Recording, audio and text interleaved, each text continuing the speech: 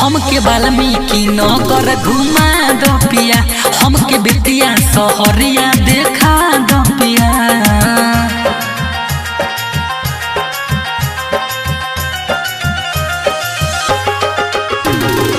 रोशन recording studio Dhanaha.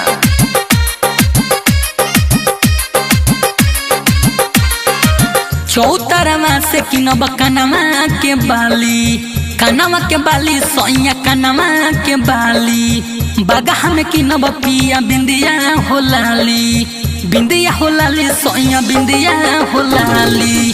बासी में किनब पिया कनमा के बाली, तमकुहवा में किनब बिंदिया हो लाली, बिंदिया हो लाली सोइया बिंदिया हो लाली।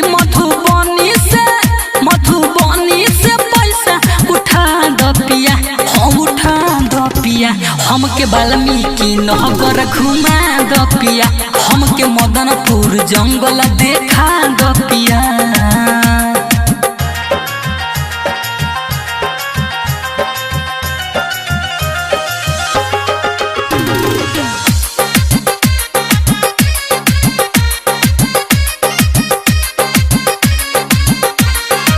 धनहा के होवे मछली भूजा मशहूर हो, हवे मशहूर मछली भूजा मशहूर हो। खाए खातिर भिरिया लागे भरपूर हो, लागे भरपूर यारे लागे भरपूर हो। पंडरवना के होवे कपड़ा मशहूर हो, किने खातिर भिरिया लागे भरपूर हो, लागे भरपूर सोइया लागे भरपूर। जितू मंटू हो छोटू मंटू हो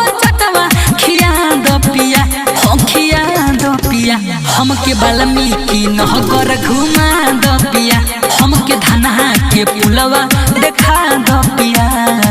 रोशन रिकॉर्डिंग स्टूडियो धनहा।